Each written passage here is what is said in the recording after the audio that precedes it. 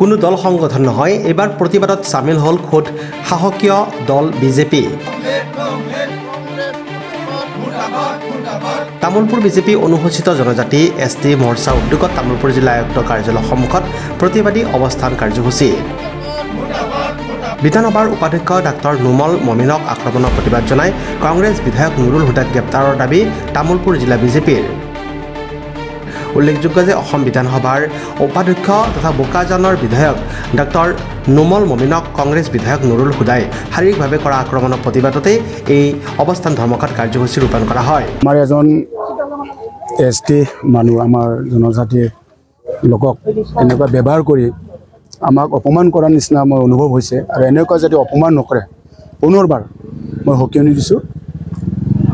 এটা বিধানসভাৰ উপাধ্যক্ষ আমাৰ নুমল মমিন ডাঙৰীয়াক যেনেকুৱা মানে নুৰুল হুদা ডাঙৰীয়াই যেনেকুৱা ব্যৱহাৰ কৰিছে আমাৰ সমগ্ৰ আমাৰ অসমত থকা জনজাতিসকলে বহুত দুখ পাইছে।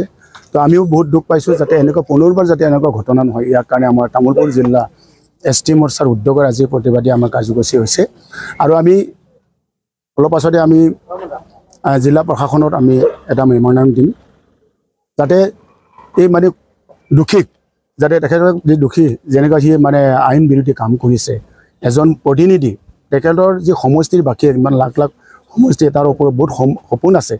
তাক মৰম কৰি ইলেকশ্যনত 2বাৰ প্ৰতিনিধি MLA হৈছে তেখেতে আৰু উপাধ্যক্ষ ডেপুটি স্পীকাৰ হয়। এনেকুৱা মহান এটা ব্যক্তি মানে অপমান কৰিছে। এই সমষ্টি বাকীকো মানে দুখত পৰাইছে। তেখেতৰ আমাৰ উপাধ্যক্ষ ডাঙৰীয়া যি সমষ্টি বাকী ইমান দুখত আছে। নিজৰ সমষ্টিৰ নিজৰ ৰাইজে ইমান আশা কৰি তেখেতক মানে ইমান মৰম কৰি ইলেকশ্যনত মানে প্ৰতিনিধি বনাইছে। সেই তেখেতক যে অপমান কৰা হৈছে আৰু সমষ্টিবাসীক দুখ হৈছে আৰু সমষ্টিবাসীকো ক্ষমা খোজাৰ কাৰণে নুৰুল হুদাক মই অনুৰোধ জনাইছোঁ আৰু তেখেতক মানে যি কাম কৰিছে পৰৱৰ্তী সময়ত যাতে এনেকুৱা কাম নকৰে মই তেখেতক অনুৰোধ ৰাখিছোঁ। প্ৰতিবাদী অৱস্থানত অংশ লৈ তামোলপুৰ জিলা বিজেপিৰ সভাপতি ভিক্টৰ কুমাৰ দাসে এই ঘটনাক গৰিহণা দিয়াৰ লগতে বিধায়কগৰাকীৰ ওপৰত শাস্তিমূলক ব্যৱস্থা গ্ৰহণৰ দাবী জনাইছে। তামোলপুৰ বিজেপি আজি প্ৰতিবাদৰ অন্তত জিলা আয়ুক্তৰ জৰিয়তে অসম বিধানসভাৰ অধ্যক্ষলৈ এখন স্মাৰক পত্ৰ প্ৰদান কৰে। দুৰ্ভাগ্যজনক ঘটনা। বিধানসভাৰ মজিয়াখন আমি মন্দিৰ বুলি ভাবোঁ। তেনেকুৱা এখন মন্দিৰত আমি তেখেতক সম্ভ্ৰান্ত বুলিয়ে ক'লোঁ বাৰু। এজন সম্ভ্ৰান্ত ব্যক্তিৰ দ্বাৰাই এনেকুৱা ধৰণৰ কাৰ্য সংঘটিত হোৱাটো অত্যন্ত দুৰ্ভাগ্যজনক। তেখেতে প্ৰমাণ কৰি দিলে যে তেখেত সম্ভ্ৰান্ত নহয়, তেখেত এজন নিৰ্লজ্জ অভদ্ৰ ব্যক্তি, যিজন ব্যক্তিয়ে নেকি আমাৰ বিধানসভাৰ মৰ্যাদা বুজি নাপায়। গতিকে এইটো এটা ৰাজনৈতিক সন্ত্ৰাসবাদ আৰু এনেকুৱা ৰাজনৈতিক সন্ত্ৰাসবাদৰ বিৰুদ্ধে ভাৰতীয় জনতা পাৰ্টি সদায় প্ৰতিবাদ কৰি যাব আৰু নুৰুল হুদা ডাঙৰীয়াক আমি তেখেতৰ বিধায়ক পদ খাৰিজ কৰাৰ কাৰণে আমি আজি DC মহোদয়ৰ যোগেৰে আমাৰ বিধানসভা অধ্যক্ষ মহোদয়লৈ আমি এখন মেম'ৰেণ্ডাম তেখেতলৈ প্ৰেৰণ কৰিম। গতিকে আমি বিচাৰোঁ যে নুৰুল হুদা ডাঙৰীয়াৰ বিধায়ক পদ খাৰিজ হওক। আজিৰ এই প্ৰতিবাদী কাৰ্যসূচীত বিটিআৰৰ শুক্লা চেৰফাং সমষ্টিৰ AM ৰণেন্দ্ৰ নাৰ্জাৰীকে ধৰি কেইবাগৰাকীও নেতাকৰ্মী উপস্থিত থাকে। অতি দুৰ্ভাগ্যজনক ঘটনা। অসম বিধানসভাৰ পবিত্ৰ স্থান, সেই স্থানত আজি তেনেকুৱা যি ঘটনা ঘটালে কংগ্ৰেছী বিধায়ক নুৰুল হুদা ডাঙৰীয়াই, সঁচাকৈয়ে ই অসমৰ ইতিহাস আমাৰ বিধানসভাৰ ইতিহাসৰ এক গৰিহণাযোগ্য ঘটনা বুলি ক'ব লাগিব।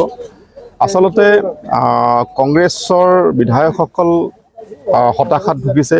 এই হতাশাত তেওঁলোকে সকলোবিলাক সংস্কৃতি, অসমৰ সভ্যতা সকলোবিলাক পৰিহাৰ কৰি আজি অসংস্কৃতিমূলক কামত তেওঁলোকে লিপ্ত হ'বলৈ ধৰিছে।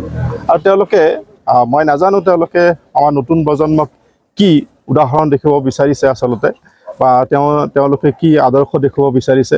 তেওঁলোক একোজন 2বাৰ 3বাৰকৈ বিধায়ক হিচাপে নিৰ্বাচিত হৈ আহি বিধানসভাৰ গৰিমা আজি বিনষ্ট কৰিছে। তাৰ কাৰণে আমি সকলোৱে এই ঘটনাক ধিক্কাৰ দিছোঁ, গৰিহণা দিছোঁ আৰু পুনৰ যাতে তেনেকুৱা ধৰণৰ ঘটনা পুনৰাবৃত্তি নহয় তাৰ কাৰণে আমি আহ্বান জনাইছোঁ আৰু ভগৱানৰ ওচৰত প্ৰাৰ্থনা কৰিছোঁ তেওঁলোকৰ যি মতিভ্ৰম হৈছে সেই মতিভ্ৰম তেওঁলোকৰ ভাল হওক, ভগৱানে তেওঁলোকক শুদ্ধ পথ দেখুৱাওক আৰু অসমৰ জনসাধাৰণৰ কাৰণে জনসাধাৰণে তেওঁলোকক প্ৰতিনিধি হিচাপে পঠাইছে। সেই প্ৰতিনিধিৰ দায়িত্ব, সেই দায়িত্ব বিধানসভাৰ গৰিমা বজাই ৰাখি আৰু সংবিধানৰ গৰিমা বজাই ৰাখি তেওঁলোকে কাম কৰক, সেইটোকে মই আহ্বান জনাইছোঁ।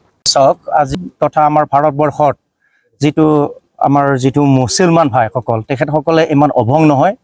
যি ধৰণে মানে আমাৰ নুৰুল হুদা ডাঙৰীয়াই মানে তেখেতে আমাৰ মানে উপাধ্যক্ষ ডাঙৰীয়া সন্মানীয় এজন ব্যক্তি আছাম এছেম্বলিৰ, সেইদিনা তেখেতে আছাম এছেম্বলিত তেখেতে মানে হেৰি কৰিব বিচাৰিছিল আৰু সেইদিনাই তেখেতক মানে প্ৰহাৰ কৰা হ'ল।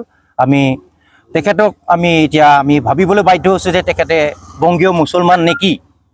তেখেতৰ যিটো মানে ব্যৱহাৰ, সেই ব্যৱহাৰটো আমি গৰিহণা দিছোঁ। আজিৰ তাৰিখত যদি এজন জনপ্ৰতিনিধিয়ে যদি তেনেকুৱা যদি বিধানসভাৰ মজিয়াত যদি তেনেকুৱা ব্যৱহাৰ কৰে আৰু তেখেতৰ নিচিনা মানুহে যে এজন জনপ্ৰতিনিধি হোৱাৰ যোগ্য নাই বুলি আমি ক'ব বিচাৰোঁ। Desk report, news express, Assam.